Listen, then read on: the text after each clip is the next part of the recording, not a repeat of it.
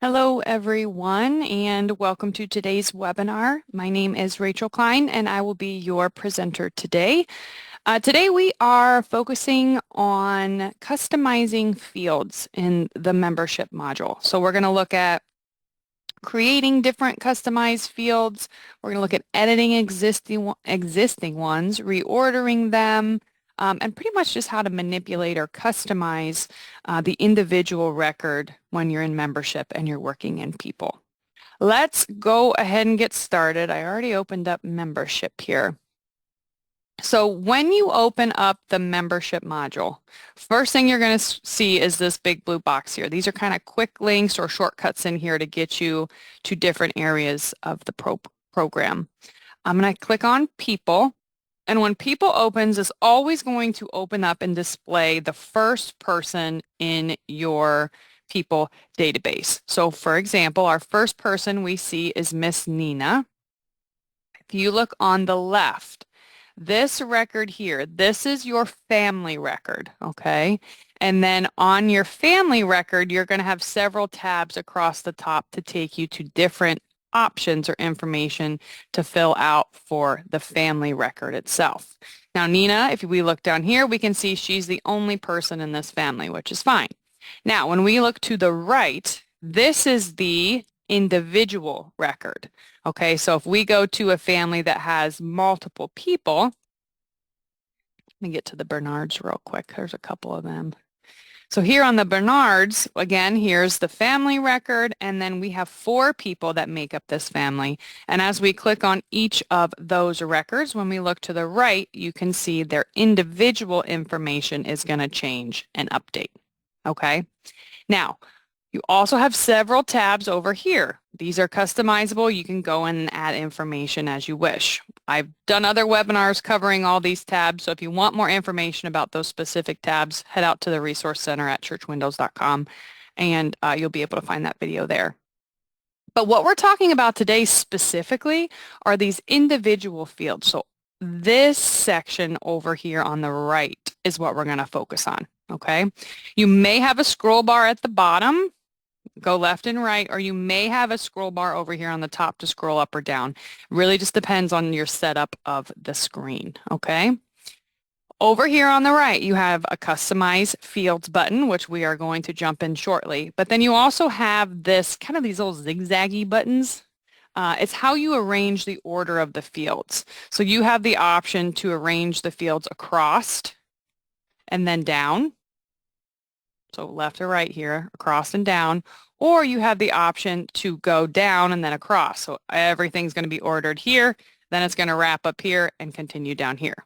The reason why these two options or two different things here are important is that you can order these fields. So the fields you're going to use the most, you can shift up towards the top. The fields that you don't really use that often, you can kind of shift down over here or even off to that third column if you don't want to scroll because you don't go over there. You don't use those fields very much. But again, it's up to you how these fields are going to be displayed for you when you're working in the People module. Something else I want to go over. There are different types of fields that you can create. Okay, so if I hit the Customize Fields button, it's going to open up a new window. And again, you can hit this Customize Fields button on any record that you're in membership. So I was on Evan, but if I'm on Eric, for example, and I click Customize Fields, it's still going to open the same window regardless of what record I'm working in. So Customize Fields going to open. And it's going to show me then all of these fields in this list or all of these fields over here that are being displayed. So these are the different fields or different pieces of information my church finds beneficial to track for my members and my visitors. Okay. The program's going to come with several default fields. Some of those default fields you can't delete, you can't remove. They are coded in here and they will stay in here. Okay. Some of the fields you can hide or delete if you don't use them, and you can use the Add button down here and create as many new fields as you want. Say your denomination has specific things you need to track for year-end reports. You can hit the Add button and then create those new fields. Okay. As we look through these fields, you can see some of the fields have a little pencil Some are just a checkbox. Some are a date field. Some are specific to an email address. And then some are specific to a phone number. And then some are simply just an open character field. So you have different options for how you track your information. For example, status code is a list field. If I hit the down arrow, I am going to have the same codes and descriptions for all of my people in the database, okay? And then you hit the little pencil and you can edit those different codes that are already existing or create new ones. And then these are going to be available to the same people on different records, okay? Family relation, this is also a list field. So these codes and descriptions are going to be in here and they're going to be available to all of your people in the database, and you can choose from the same list for those people. Okay. Include on directory. This is a really important field. This field is going to specify or tell the program who you want to see when you print a church directory. It's a simple yes or no box. It's a checkbox. Okay. Directory report order.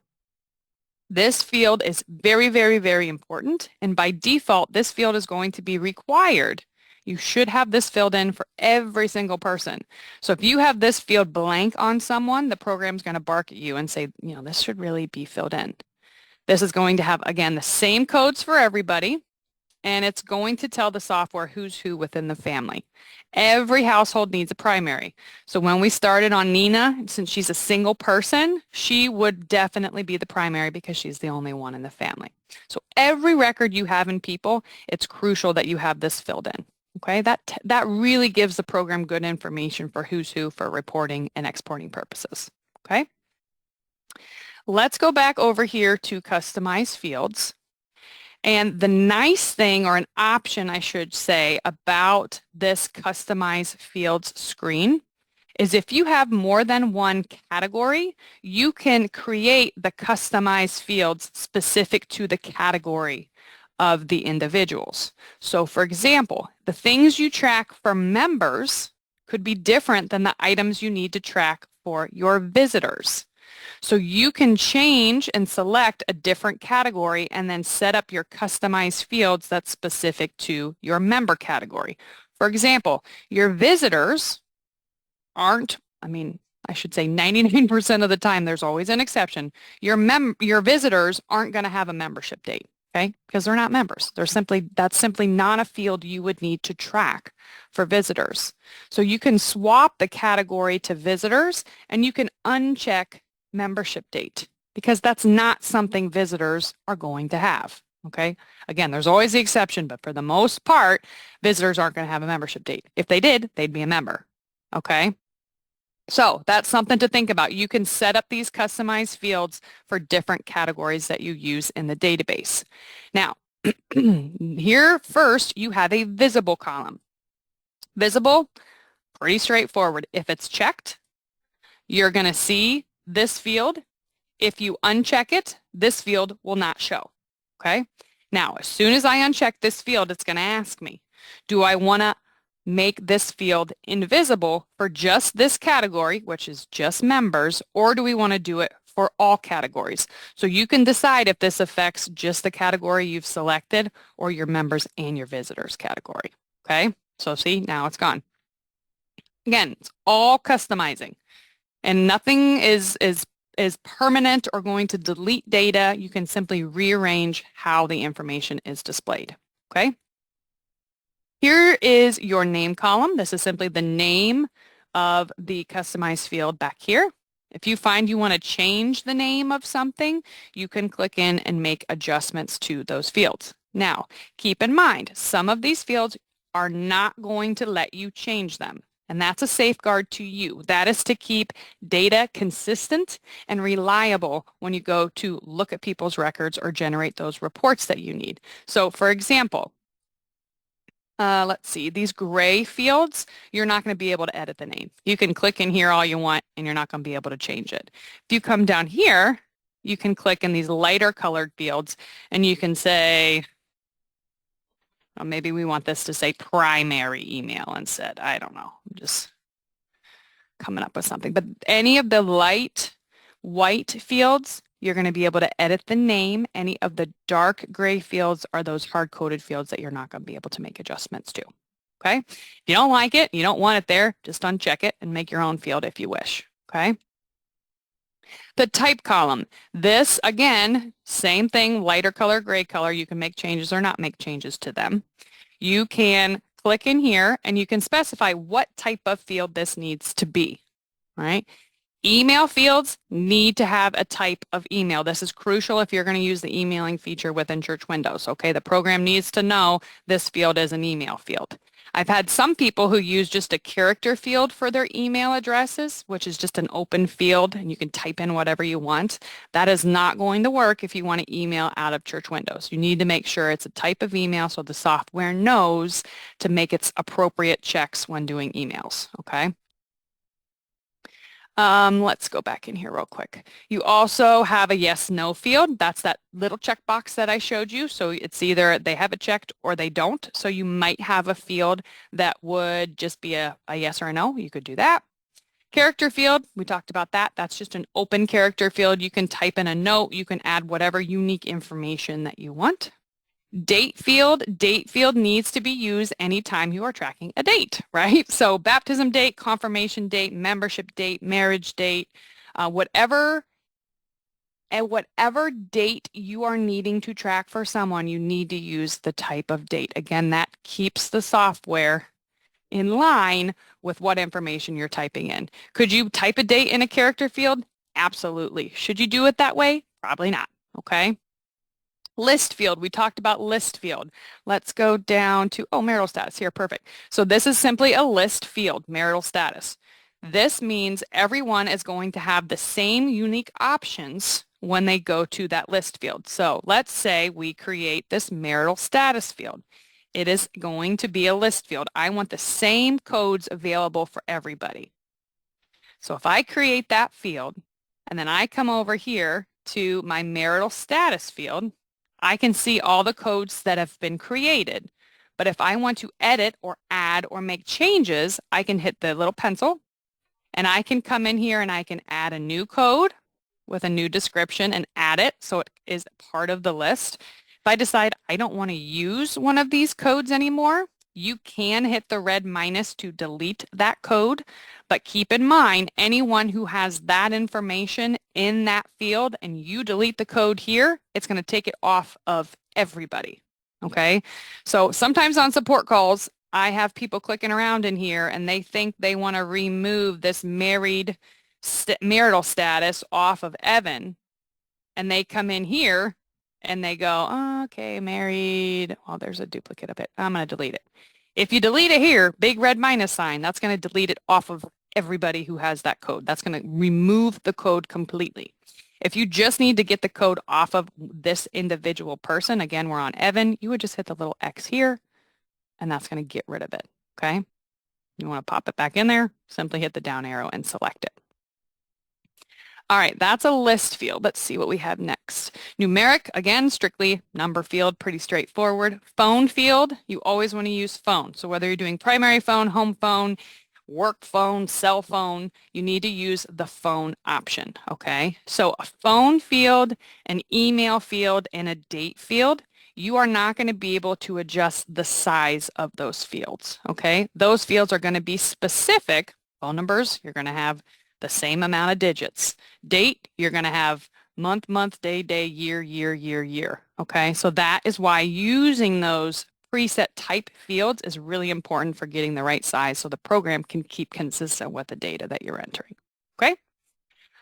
Required. The required box is optional, but what it means is if you open up someone's record and one of these fields is empty, before you can get off of that record or get out of that record, you have to put in something in the field, in that box, okay? So like directory report order, super important. Everybody has that filled in.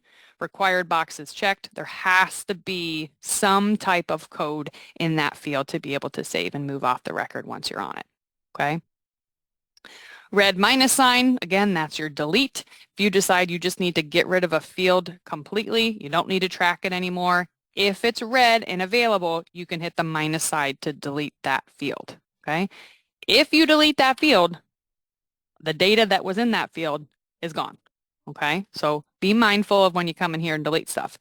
If you're like, we don't really use this field anymore, or maybe there was a volunteer 5 years ago who was going to track something and now they're not around anymore, and you want to hide that field, very easily you can do that by coming over here and just unchecking the visible box, excuse me.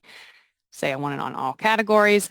It's going to be gone from my list. If I scroll to the bottom, I'm going to see the different categories that I've made inactive. They'll be grouped down here. And if I want to, or made invisible, if I want to bring them back, simply check the box. I can apply it to all categories. It's active again. It's back. Making it invisible doesn't delete the data. It just hides it so you don't see it on this screen when you're looking in people. Okay? Another fun thing in here, you can reorder this list. So if you have, say, contact information, you really want to scooch that kind of up to the top. That's important stuff. That's stuff you look at regularly when you're working in here. You can simply highlight the field, and then with this big chunky up and down arrow, you can jump these things up or down in the list. Okay?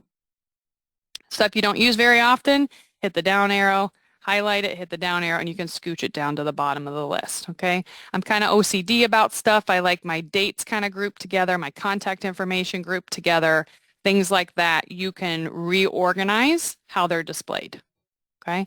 Then if you find, okay, I want this set up this way for members, and I also have the same fields I want in the same order for visitors, just so I can quickly see where everything is, regardless of what type of category record I'm on. You can hit this make all categories in the same order, and that's going to take this list, how you've prepared it, and have it in the same order for whatever category you're working in.